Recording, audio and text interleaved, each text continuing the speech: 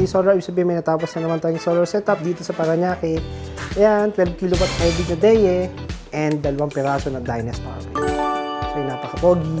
Ito yung combiner box natin. Doon dumaan yung ating DC and then doon naman dumaan yung ating AC doon sa Metro. Meron pa ng BYD dito si ating client. Yan. Okay na okay. So tara, check lang natin yung load ni client. So yan, no? Ang lakas ng production. 8 kilowatt. Medyo cloudy ngayon, pero malakas pa rin yung harvest. So yan, halos lahat yan pinang-charge halos yung 80% papunta dun sa battery. Wala pa rin tayo kinukuha sa Meralco. So yan, yung load ni client, napakalakas. So medyo cloudy dito, papakita namin sa inyo yung weather dito. Cloudy pa, pero okay na okay yung weather. Yan, 12 kilowatt hybrid na DEYE. Check naman natin yung combiner box. Yan. So dito natin nilagay yung DC breaker sa taas, yan. Tapos naka-MTS naman tayo since Meralco naman. And then yung ating mga DC breakers dito, 3 strings tayo. Yan. Dito, syempre yung battery natin, 2 piraso na Dynas power bank. Yan, 21 volts, 280Ah. Total of 560Ah. So yan, yung ginagamit ng client dyan sa gabi. Yan. Doon dumaan, papuntang AC, yung puntang Metro ni client tayo nagtap ng AC. Pakita naman namin sa inyo yung solar panel sa taas, yung grounding, pati na rin yung Metro ni client kailangan mag-zero. Ito yung mga solar panels natin dyan sa taas. 22 pieces na 620 watts or total of 13.64 kilowatt peak. So yan, 3 grupo yan. So itong isang grupo, then itong isang grupo, and then ito naman, itong isang grupo na 4 dyan sa isang side. So dito bumaba yung ating FlexCon papunta doon sa garahe. Dito yung setup ni client. Dito dumaan yung ating FlexCon papunta doon sa setup. Okay na okay.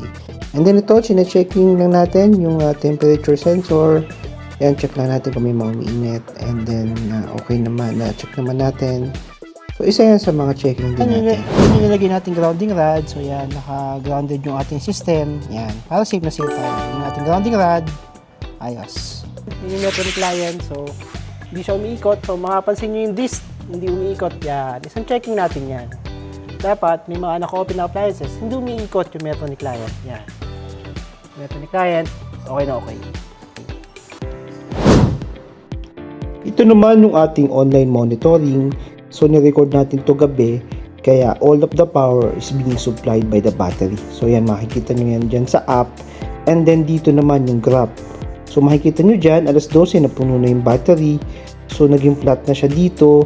Mga bandang alas 6 o 5:30, kumuha na sa battery. So, ganyan, pag ubos na si solar, papasok na si battery. Kaya may drawdown. Ito yung previous day, kung napapansin nyo dito, alas 3 naman, naubos yung battery natin. Then, from alas 3 hanggang 6:30 naka-Meralco yung violet, and then solar na ulit na i-charge niya yung battery mga bandang alauna. So nung napuno na yung battery, nag-charge dyan si ating client. So makikita nyo merong spike. So yan yung EV charging, yan din yung perfect time mag-charge kasi puno na yung battery. So sa umaga talaga perfect mag-charge ng ating mga electric vehicle. Yan, so makikita mo yan lahat doon sa ating DEYE app. So dito yung kinuha sa Meralco is yung violet. Tingnan nyo, napakaliit lang. So itong green is yung sinupply ni solar, and then yung part naman ng blue yung sinupply ng battery sa gabi. So yan, makikita mo lahat yan dito sa ating online monitoring o dun sa kanyang DEYE Cloud. Basta may internet siya, nakakonekta yung inverter natin sa yung home wifi. And then pwede mong ma-access yung online monitoring kahit saan. So makikita mo dyan lahat ng data, lahat na na-produce mo using the online monitoring DEYE Cloud. Ayan.